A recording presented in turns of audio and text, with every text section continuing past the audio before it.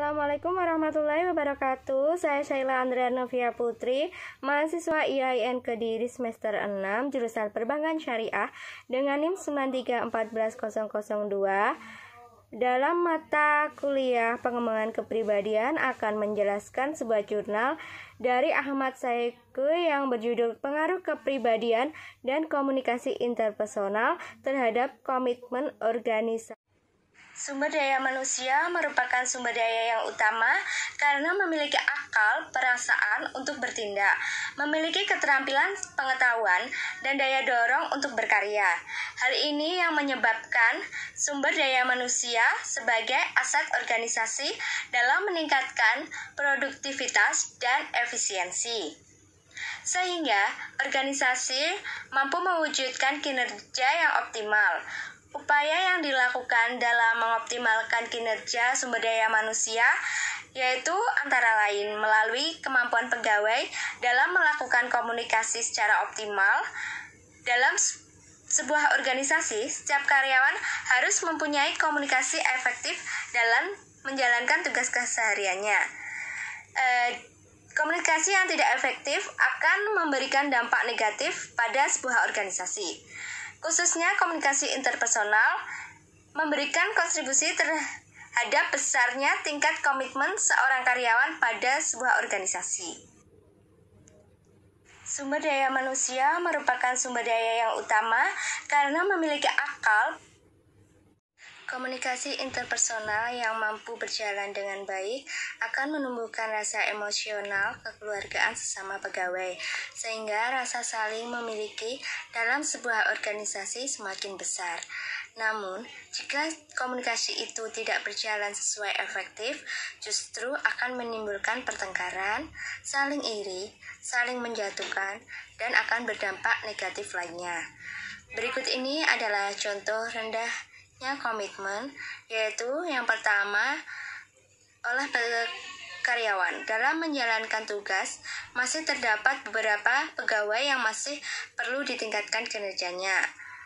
Hal ini dapat diubah dengan setiap pekerjaan harus memiliki koordinasi yang baik agar setiap aktivitas dapat terlaksana dengan baik. Yang kedua yaitu perilaku anggota masyarakat. Dalam perilaku anggota masyarakat masih perlu adanya komitmen, yaitu dalam pengembalian dana bergulir yang terlambat dikarenakan untuk memenuhi kebutuhan hidup sehari-hari, sehingga perlu diadakannya motivasi yang tinggi dan solusi, yaitu dengan cara bergabung dalam kelompok swadaya masyarakat, sehingga mereka dapat bantuan dalam mengembangkan usahanya dan untuk memenuhi kebutuhan hidup rumah tangganya. Jadi, menurut tanggapan saya, untuk membangun tingkat komitmen yang tinggi dan efektif, maka dapat dilakukan dengan langkah-langkah sebagai berikut. Yang pertama yaitu membangun kepercayaan dan saling menghormati antara sesama anggota tim. Dengan kuatnya bekerja sama dan adanya rasa saling percaya dan saling menghormati, maka akan mempermudah tugas yang ada dengan baik. Yang kedua yaitu mengatur ekspektasi bersama. Hal ini dilakukan untuk mengetahui apa yang mereka harapkan dari setiap kegiatan yang dilakukan telah terencana atau belum.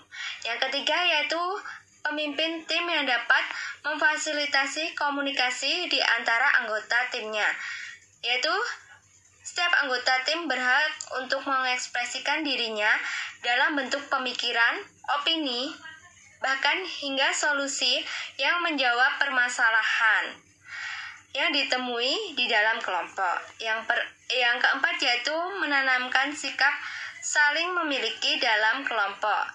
Sikap saling memiliki akan semakin mendalam saat anggota kelompok menghabiskan waktu bersama, mengembangkan norma atau panduan yang berlaku pada tim secara bersama-sama. Yang kelima yaitu melihat sisi positif dari perbedaan pendapat yang ada. Perbedaan pendapat merupakan dua sisi koin, diibaratkan sebagai dua sisi koin yang berbeda, yaitu dapat dipandang sebagai hambatan atau sebagai manfaat. Yang keenam yaitu pengkajian performa tim, dan umpan balik. Hal ini perlu dilakukan untuk mengukur apakah pencapaian kinerja tim sudah berjalan baik.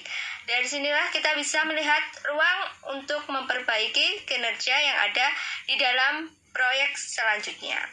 Oke, sekian presentasi dari saya. Kurang lebihnya saya mohon maaf. Wassalamualaikum warahmatullahi wabarakatuh.